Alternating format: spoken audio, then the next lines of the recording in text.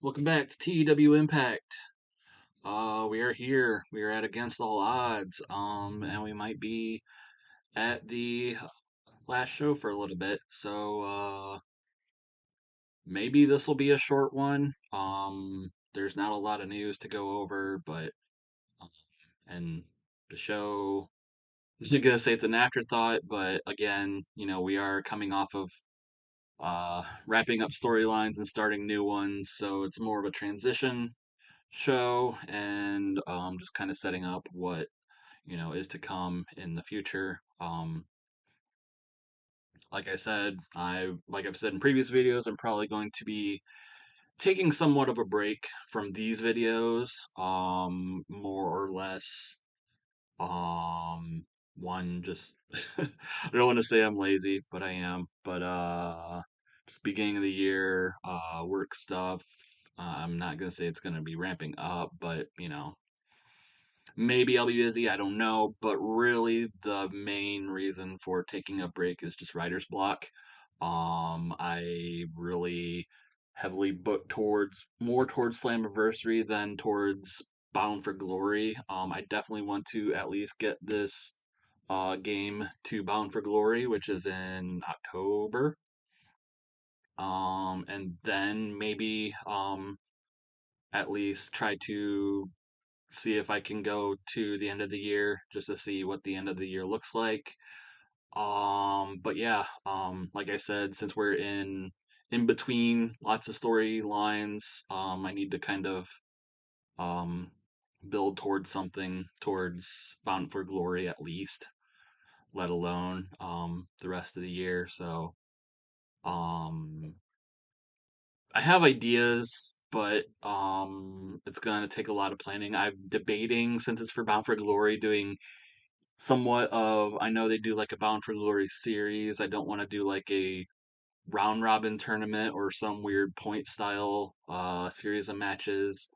If I did anything, it would probably just be a single elimination tournament, probably to determine who would go after the world heavyweight title. But it's like, who do I want to go? I would like to build at least Joe Doring up to close to that spot, but again, his schedule is not the greatest. So, we're kind of have stuff to work with. Stuff that would require advanced planning to go through at least another 3 months. So, um, gonna take a break. Maybe if I get my creative juices flowing and I come up with something, maybe I'll come right back. But who knows? Till then, I'm honestly doing these videos for myself because whoever's watching, I know, and I'm stoked if I get any of these videos to like triple digit viewers. I don't think any of them have yet, but you know, whoever's watching, thanks. I'm just doing this for myself, just kind of trying to, get back into fantasy booking. And then if I learn how to properly edit videos and stuff like that, then I'm all for it. Like I said, if I do come back, I would, at least like to make this at least somewhat more professional. So maybe I take the time to learn, you know, properly how to edit instead of just cut things here and there. But also, there might be other things I want to do. I'm actually debating doing like figure unboxings, mostly because I am sitting on a lot of unboxed figures because my toy room is a mess and I need to organize it. But, those would just be random videos that would I would just film, whatever. But yeah, let's go into news. Like I said, there's not a lot of it considering, there's only like 2 days between Impact and now. Our numbers for Impact from a couple days ago: BTI TV rating zero point 0.1 as usual, or zero point 0.01. BTA overall rating was a 28, down from 30. Impact TV rating was a 0.29, down from a 0.30. And the overall rating was a 43, down from 47. And attendance was a 327, down from 342. So down across the board, but not majorly, just a few points here and there.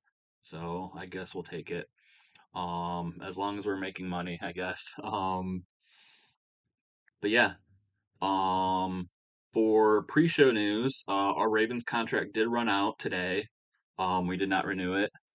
Maybe we'll bring him back if we need him for whatever reason, but at this point, really all I would want for him to be here for would be as a road agent.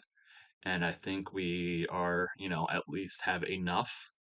Maybe we could still use one or two, but I think we could get one or two, cheaper than he's asking. So, we just let him run his out. He's retired, so he can't do anything in ring. Um, so yeah, so Raven is gone. We did have a backstage incident, but it's just wrestler's court. VSK was brought before wrestler's court. Small positive impact, but he's still annoyed from his failed heel turn. And then a note that Davey Richards is now our wrestler's court judge. Before it was Eddie Edwards, and then it was Samoa Joe for the brief time that we had him. But now it's Davey Richards, so maybe Davey is, you know, more over, I guess, with the boys than Eddie, but I would imagine just slightly. Whatever, probably doesn't matter. Um, Attempted a positive medal. I know I don't really play with the locker room controls, but I thought maybe attempting to boost VSK's morale a little bit. Attempted a positive medal between VSK and Avery Good. No effect. I don't think I had either one booked for the show anyway, so just, having them back there and hopefully maybe getting their morale up a little bit would have helped, but not to be had. Other news, the only real big news that happened so far was that for New Japan, Akira Tozawa signed an exclusive written contract. He was let go from WWE a few weeks ago, well, probably months ago at this point.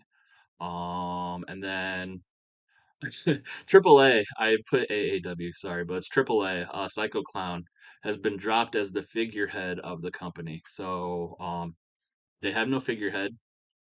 Psycho Clown, the news that he was, considered a disappointment. But yeah, I've kind of debated on bringing in Psycho Clown, but that he's fairly low on my priority list at this point. There are other people I'd like to bring in first, but something to consider, and something maybe like some sort of relationship with AAA. I know Deanna Prazzo is a regular there. Um, we have our, AAA, our team AAA, young boys, I guess. We have Laredo Kid, we have Commander, and that crew. So that's it for the news. One thing I want to talk about before I go into Against All Odds is the passing of Don West. I guess you could say, this episode would be in tribute to him, I guess, but um, he passed away in between when I recorded and when I was editing the last episode, so I didn't, put anything in. I was gonna like mention it in the YouTube description, but I forgot. But yeah, just kind of sucked. Was hoping he would pull through. And I think his career got a really bad rap.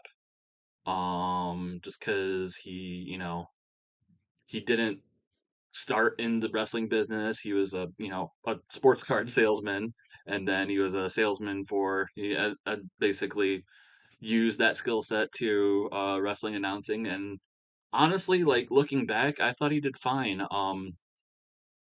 I've been watching like the weekly pay-per-view TNA era on Pluto TV a lot, and just general older shows that show pop up on Pluto on their Impact channel.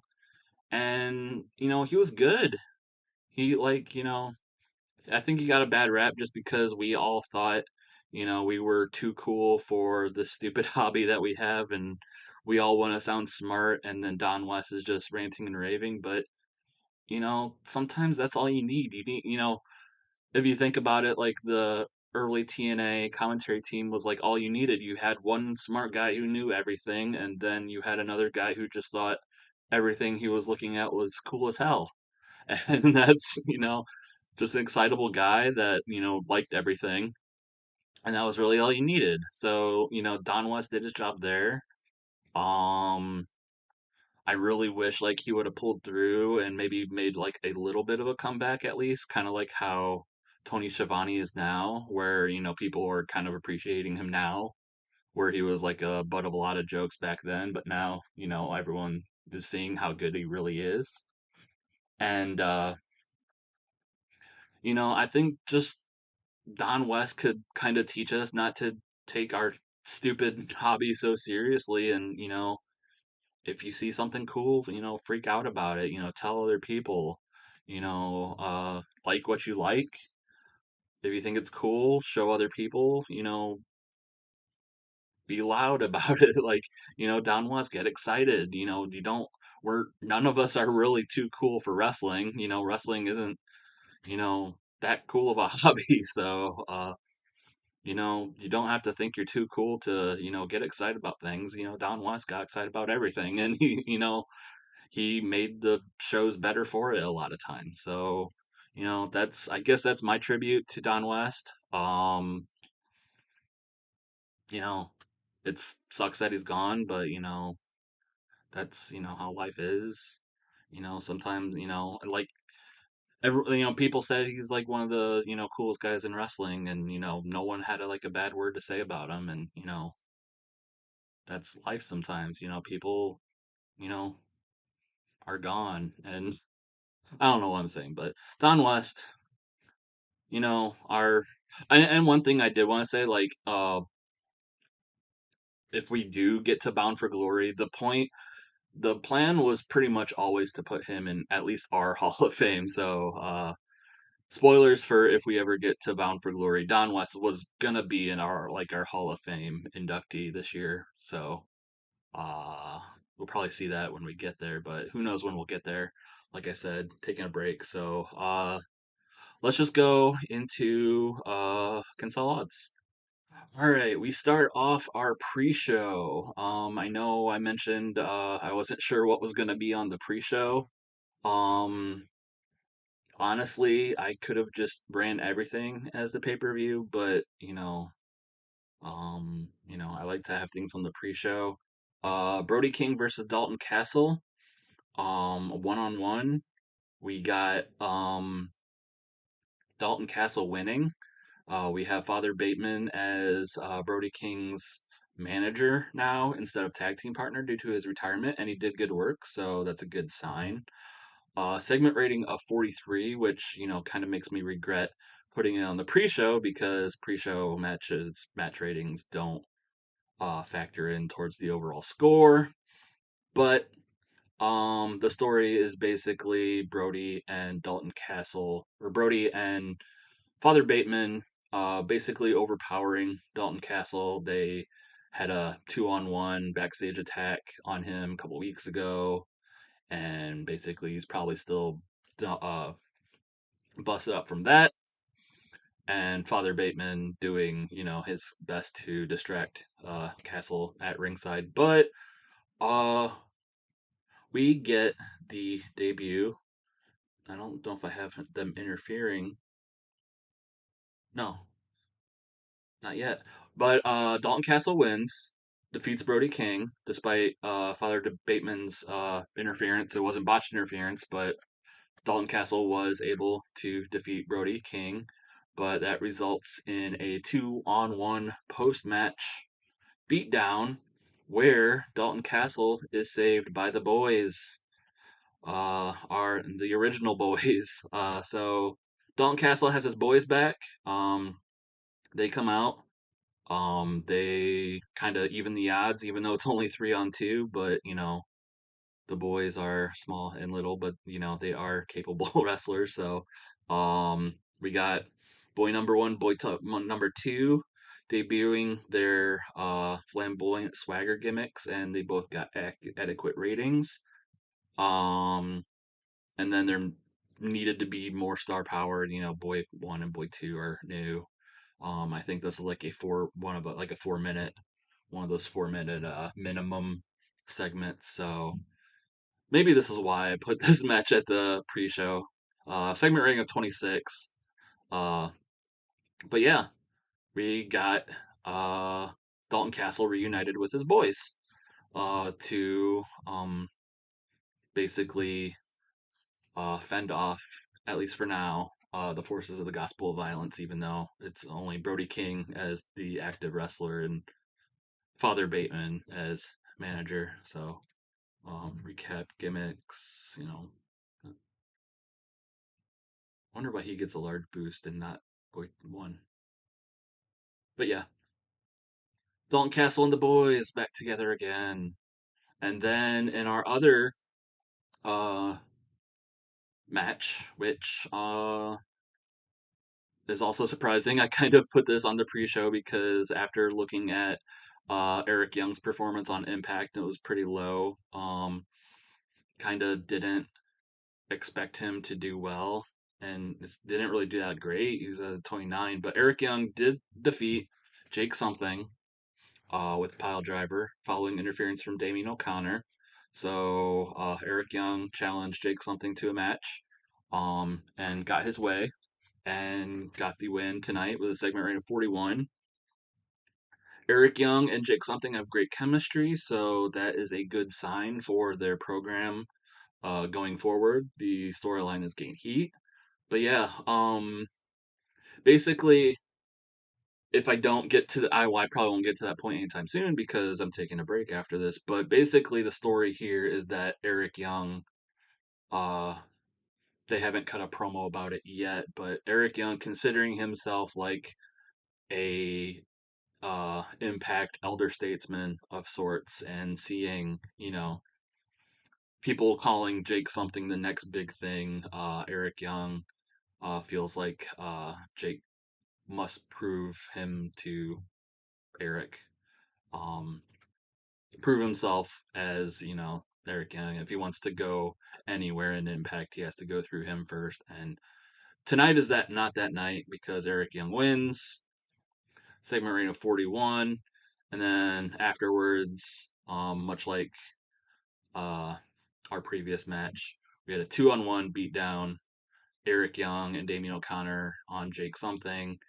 Rhino comes out for the save. So Rhino, his recent buddy, Jake Something, saving Jake Something after Keith has been injured. So Rhino and Jake have a friendship of sorts along with Heath, but Rhino comes out for the save just to chase off Eric Young and Damian O'Connor. Segment rating of 33. Rhino has a gimmick that is getting stale, so I don't think I did anything about that. I should probably tweak Rhino's rating here. The storyline lost heat while it gained heat in the last segment, and that ends the pre-show. We start off the pay-per-view proper with Black Taurus versus Mike Bailey. Reminder that Black Taurus is Matt Striker's representative, and Speedball Mike Bailey is Ian Riccaboni's representative. And the loser of this match, their representative, is removed from commentary duties.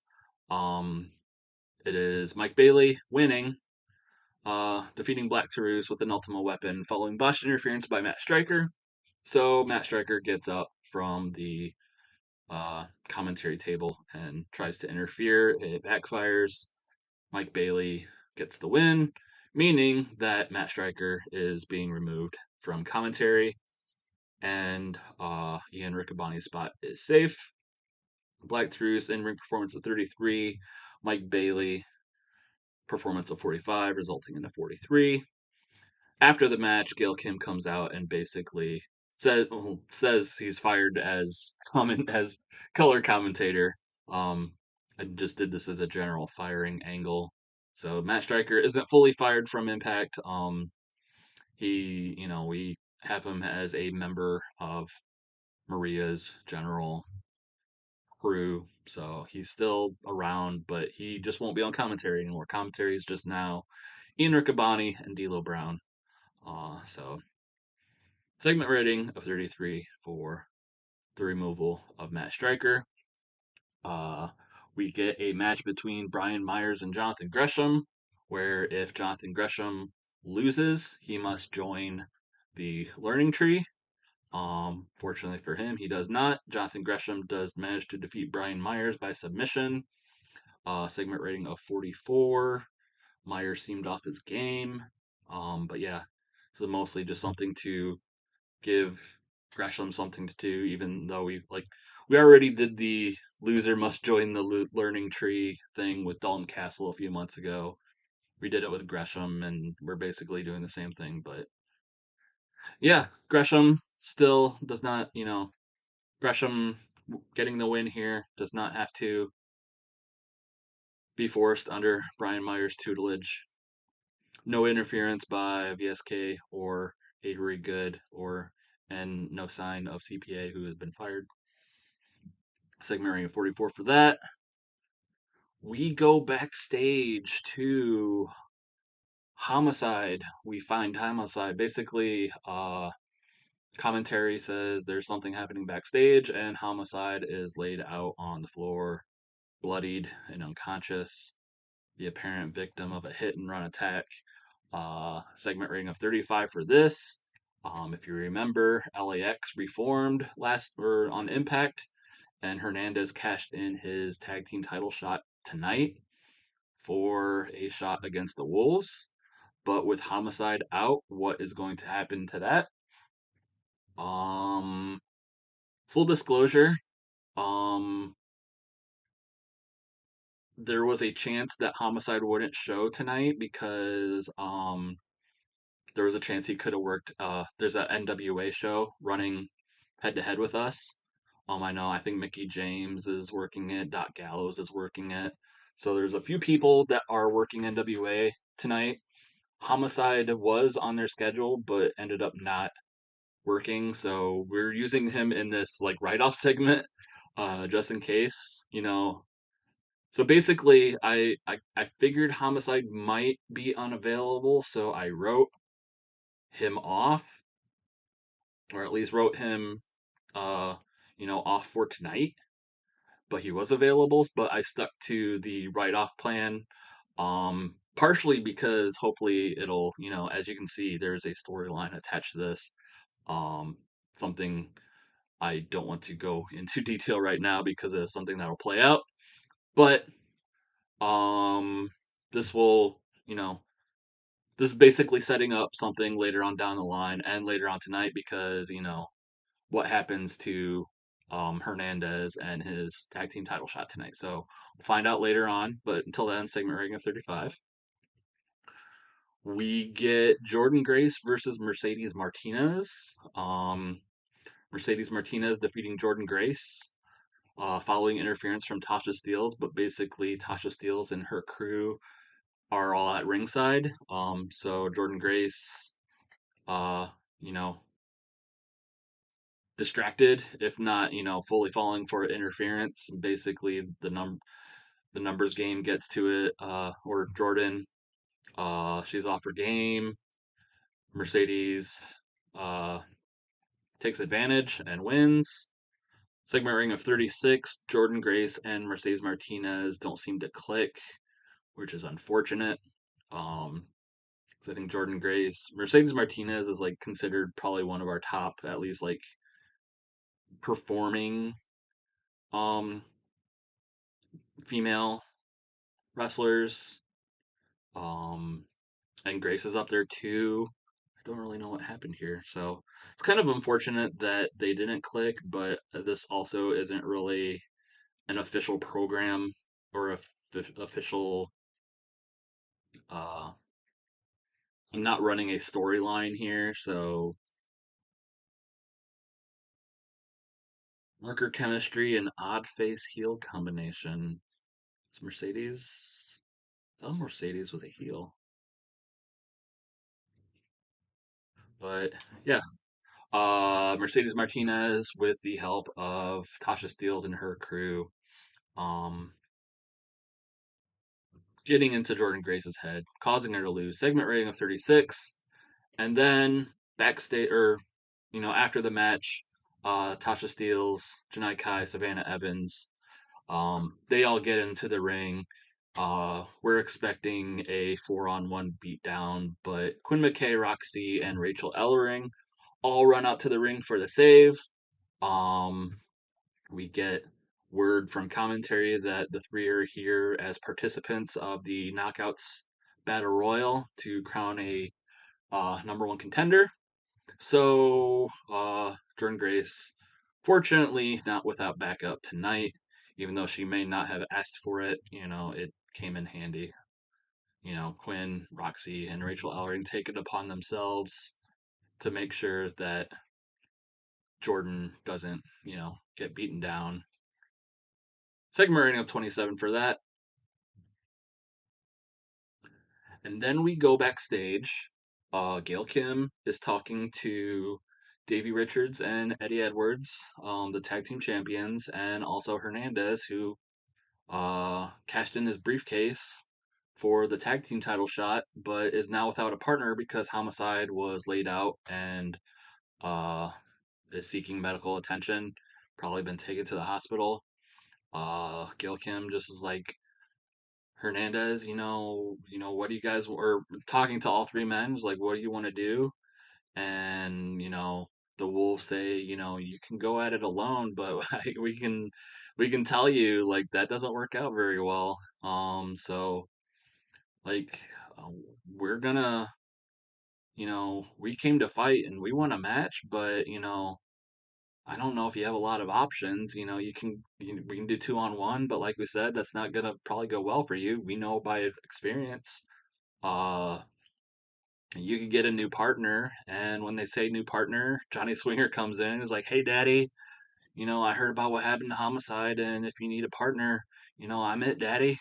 And the Wolves are just kind of like, "Hey, if you want to do this with a new partner, you know, we'll we'll consider this a gimme." We want to see the Wolves versus LAX. That would be a hell of a match. But we came to wrestle tonight too. If you want to do it with a new partner, you don't have to cash in your title shot tonight. You can cash it in when Homicide's good to go. We can just give this one to you tonight, especially if you want to tag with Johnny Swinger and they're just like, well, we're gonna go out to the ring. I hope you make your decision soon. And Swinger Hernandez just kind of looks at Johnny Swinger, just like, I thought I left you guys. Just kind of shaking his head. But yeah, segment rating of 34 for that. Do we get the Wolves versus Hernandez and Johnny Swinger? I think that's the next match. Yeah, we do. Swinger comes in as Hernandez opponent or partner. Um, for the title shot versus the Wolves. A reminder that the Wolves did waive the Feast or Fire title shot, so Hernandez does still have that for when Homicide comes back. But again, this was not to be. The Wolves submitting Johnny Swinger, Swinger being the weak link, which was probably, well, yeah, 24, Hernandez at 25. Swinger was off his game. That was to be expected. Like I said, this was kind of the plan if we didn't get Homicide tonight. But, considering I'm kind of have a longer story to tell with this a little bit, I just decided to go with it and postpone the Wolves versus LAX match. But we got a rating of 45 for that because, sorry, that was my phone. The Wolves have great chemistry, and Hernandez and Swinger still have excellent chemistry. I know Hernandez left Swinger's crew, but a reminder that they do. Sorry, my phone again. Do pretty good business together as a team. But segment ring of 45, Wolves retaining in their first defense of the tag titles. All right, we come back after the match. Sorry, I had to put my phone on vibrate, so I'm getting texts from my mom. But come backstage. Mance Warner is preparing for his X Division title match against Swerve. Danhausen makes an appearance. Wishes Mace Windu luck in his match, and Warner kind of is just thanks him, but is also creeped out by him. But Danhausen or Warner kind of reminds Danhausen that he still has the X Division title shot and he can cash it in. He can cash it in tonight if he wants to. Whether he wins the X Division title or Swerve walks out with it, Danhausen you know what to do with that thing. And Danhausen's like, yes, fill it with money. And basically, we just get another comedy segment where Danhausen still doesn't understand the concept of his X Division title shot briefcase, and just Mance Warner walks out to the ring in confusement. Segment rating of 31. Mance is getting better at his gimmick. The match itself did better than I was hoping. Like I said, Mance Warner was a last minute decision when I forgot to bring in Swerve's original opponent, but it's doing, and I thought it would probably be somewhat of a clash of styles, but it did well. Segment rating of 46. Swerve defeats Mance Warner. Uh, Defense number 4 of the X Division title. But Swerve has an in-ring performance of 50, Mance of 41. So yeah, did better than I thought. Considering Mance was not really slated for this spot. But yeah, he did well. So I guess this was kind of his, proof that if he could hang on the quote unquote main roster, after being on for the Impact for so long. So well, apparently he can. So good for Mance, good for Swerve for retaining, good for them both for putting in a good match. And then after the match, um, imagine we kind of get a tease with Danhausen and the X Division briefcase, but again, he does not know how it works, so nothing comes of that. But instead, Chris Bay runs out and attacks Swerve Strickland. Chris Bay, we haven't seen since Slammiversary when he was defeated by Swerve. So this is his payback. Segment rating of 35. Unfortunately, that is losing heat, but uh, losing heat for the storyline. But Chris Bay, despite getting pinned, maybe making a another attempt at the X Division title, or just wants to get revenge on Swerve. Who knows? But that's what happened. Chris Bay attacking Swerve after the match. And then we get Lance Archer versus PCO. I think I had this as just a general wild brawl. Lance Archer defeating PCO with a Texas Tornado. Segment rating of 44. Again, I wasn't sure how this match would do. I think this is Lance's first proper match, and his previous segments weren't doing that great.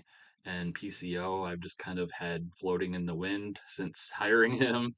But I figured put these two big guys together, have them throw down, it'll do decently well. And I hope it has. It did got a 44, so fairly good. Lance Archer in performance of 50, PCO with 30. Um, yeah, well brawl. Basically, this is just Lance Archer wanting uh, basically wanting a match with Joe Doring. He announced his, sights set on Doring, but with Doring's schedule in Japan, could not get a match, so he challenged PCO, and this is basically his uh, reaction to that. And then afterwards, we get, a Lance Archer celebration, more or less, kind of talking into the camera, posing over PCO and telling Joe Doring that, this is going to happen to you if you, step back into Impact and, you know, all that stuff. So Lance Archer staking his claim, wanting to be the big bad guy in Impact and wanting to take out Joe Doring in the process. Segment rating 49 for the celebration. We get the Knockouts Battle Royal. It's a 10-woman knockout. I don't have the competitors in my head right now, but basically, I think it's Deanna, Chelsea, Masha, Tennille, Quinn, Quinn, Roxy, Rachel, Madison Rain, Killer Kelly, and then Brandy Lauren. But as Brandy Lauren kind of jaw jacks with Madison Rain and Killer Kelly, we get Viper, the former Dewdrop. Viper in her leather jacket comes out, beats up Brandy Lauren, basically, throws her into the guardrails multiple times, gives her like some sort of splash on the floor. So Brandy Lauren's spot now belongs to Viper. Segment rating of 29. She debuted her Megaton Barbie gimmick, which was pretty much preset. Got an initial rating of poor. She did I set this to yeah.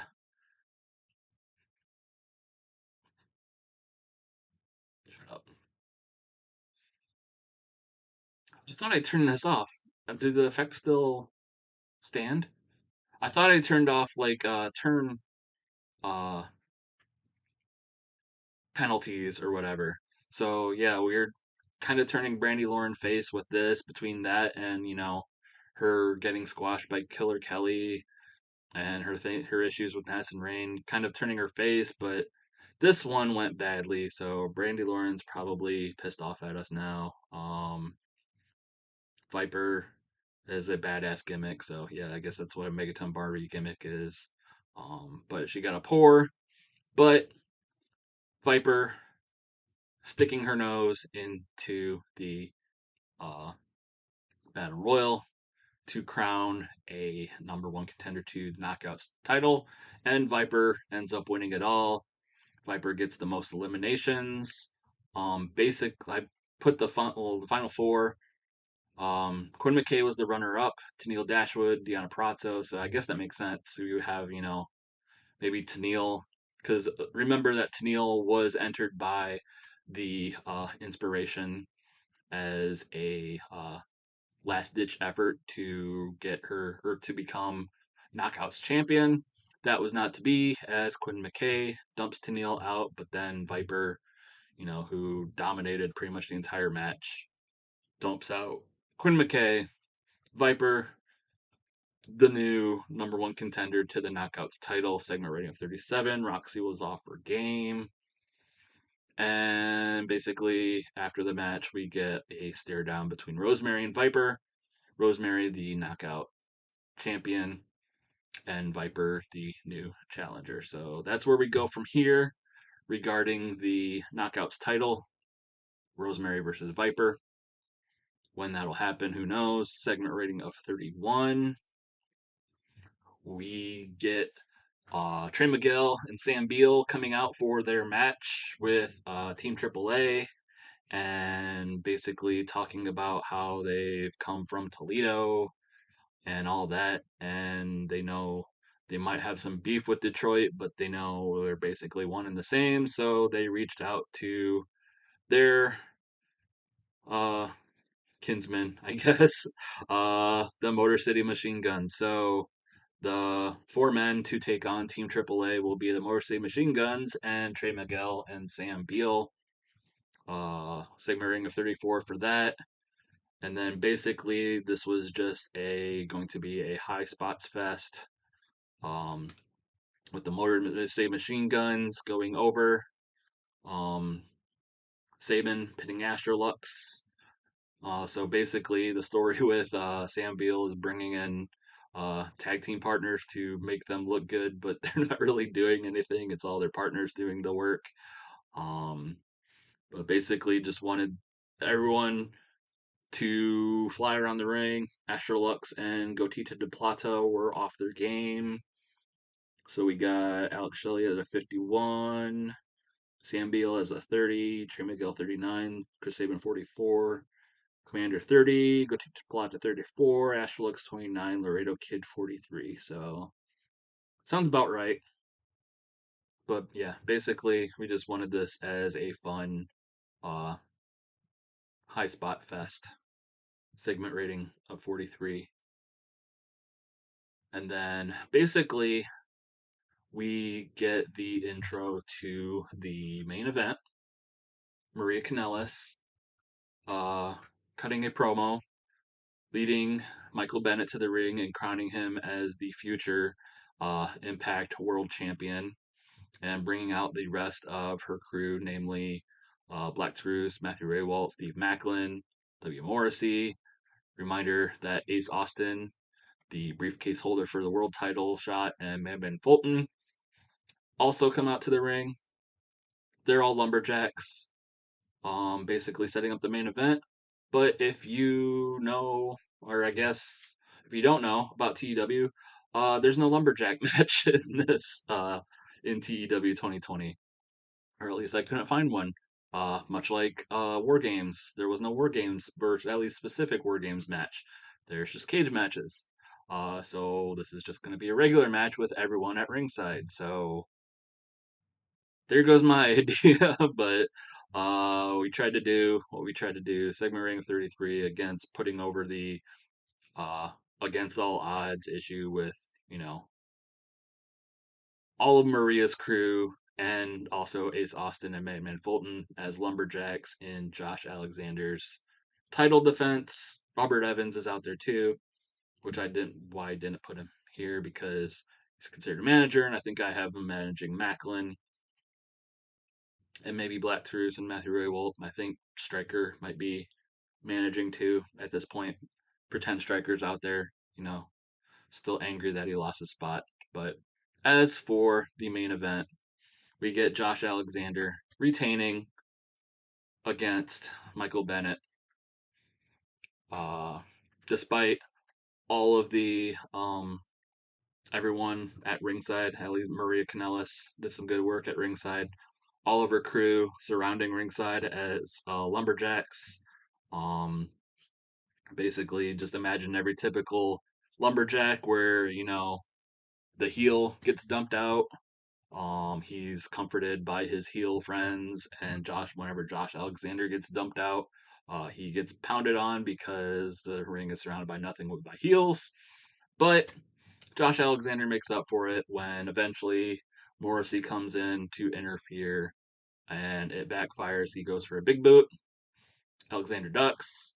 Big boot hits Michael Bennett, knocks him out. Uh, Alexander dumps Morrissey over the top rope onto the rest of Maria Kanellis, that group, knocking them all over. Picks Michael Bennett up, plants him with the tombstone. Josh Alexander wins, defends the title against all odds. Wink, wink. 45 for Josh Alexander, 41 for Michael Bennett. Sigma ring of 45. I put Bennett in this spot. I know I haven't, you know, been really. I debated doing Alexander versus Morrissey when I was booking this like a while ago. But Michael Bennett technically getting his shot because his previous match on Impact was a non-title match, so he gets a shot here. Um, that match did fairly well, so I figured that would be good enough to, you know, maybe not main event, even though it did tonight, but do fairly well on a pay-per-view show and get a segment rank of 45. So, that's why Michael Bennett's here in this spot. But yeah, basically just another defense for Josh Alexander, uh, retaining his Impact title. But we go after the match, um, and we kind of see Ace Austin and Man Fulton laying in wait as Josh Alexander celebrates. Um, Ace Austin's kind of, he's holding the briefcase. He's kind of revving it up. We're like thinking about knocking Alexander with it, taking advantage, and maybe cashing in his title shot. But Jeff Jarrett comes out with the guitar. Jarrett goes to hit Austin with the guitar. Austin puts up the briefcase and blocks the guitar shot.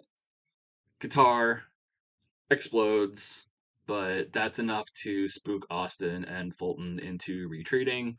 Austin not cashing in his title shot tonight. Jeff Jarrett saving the day once again. Josh Alexander possibly taking umbrage with it. He's been seeing a lot of Jeff Jarrett lately ever since Jeff has come back to Impact, and not sure that Josh Alexander, constantly wants all this help from Jarrett. So the lost heat, segment rating of 36, kind of not a good way to end the show. But overall rating of 45. Let's do our speech. I'm gonna do Mance Warner. Mance Warner doing, well, considering he wasn't.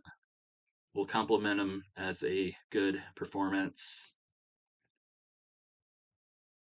considering he wasn't really set to be on this show at all in the first place. Who else did good tonight? Kind of just an average show, which kind of to be expected. Lance Archer. Lance Archer did well tonight. Lance Archer. We'll also compliment him on a good performance. And Viper. Well, I don't want to do Viper. Viper was kind of disappointing. I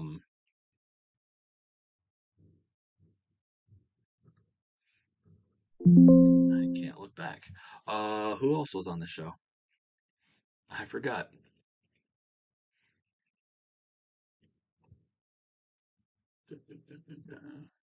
Well, what was the best show of the night? Yeah, Archer celebrating the Wolves was 45. Swerve was 46. Let's think. Well, let's just thank Swerve again. He was thanked out Under Siege, but we'll thank him.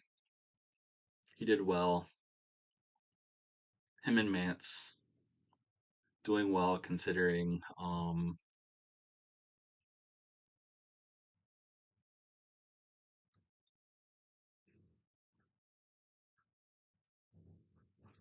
he's awesome. Let's say he's awesome.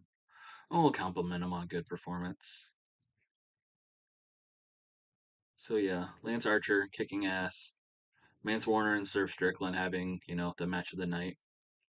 As far as I remember, I don't remember the pre-show matches did well, but again, I can't look back and I don't really want to. So let's make that speech. Mance is pleased. Lance is pleased. Swerve is pleased. So that's against all odds in the books. I actually, since I won't be following up on this right away, let's just go and do a follow up and let's see what happens. I know I normally, save this stuff for the next episode, but since I don't know when the next episode's going to be, let's just go into it now. All right, so here we are. I'm trying to avoid some possible spoilers, but normally we don't see the screen, but I'm going to show it now. Against all odds, show was pretty good. We had 1,400 people. We actually run an actual venue last night, so it was predicted to be 1,500, around 1,500. We drew 1,420, which is good. Uh, as far as actual numbers, we got 45 and a pay-per-view buy rate of 59. And if I go into, I have a handy dandy. I have been keeping track of some data, so we have a 45 and 0.59. Overall rating 46, so we did drop a little bit from Slammiversary, and a 0.59. Our pay-per-view buy rate did drop. Our attendance did drop a little bit from Slammiversary, so we're more in line with maybe March. We had a 45 for Rebellion, 1,400, so more than Under Siege, and then 0.59, so not as good as Slammiversary, but not as low as everything else. So that's where we stand for against all odds.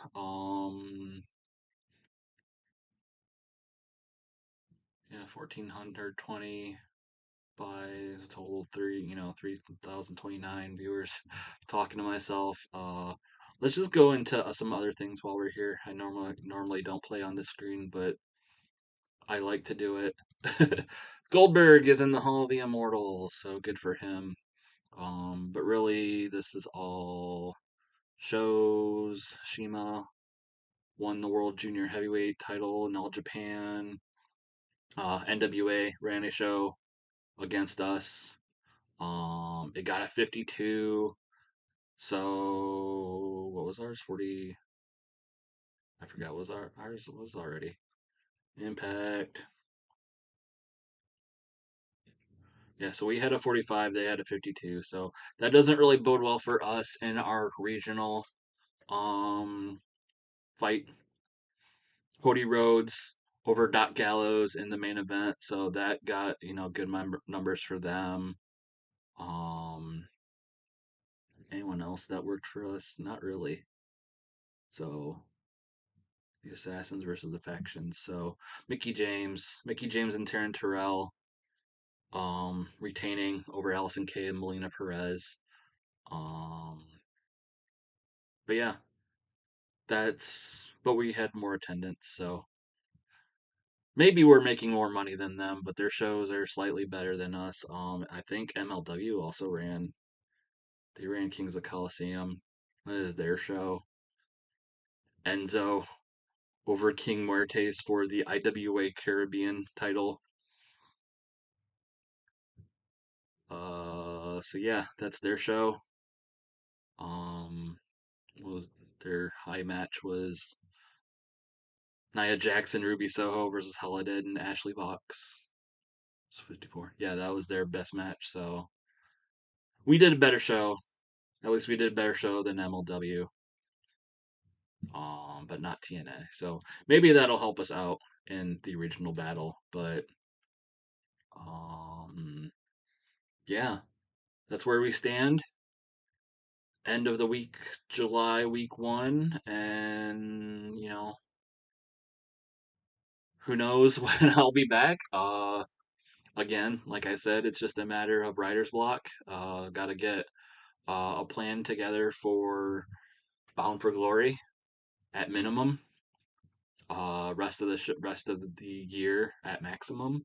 But we did, for something I've really just kind of half-assed done for myself. We did, half a year in a full year, roughly. So I don't remember when I started this, but I'm pretty sure it was around this time last year. So yeah, those of you who are watching still at this point right now, me rambling, thanks for tuning in. Thanks for watching a show. Thanks for watching any show that I've done. I will be back. I don't know when. But till then, thanks.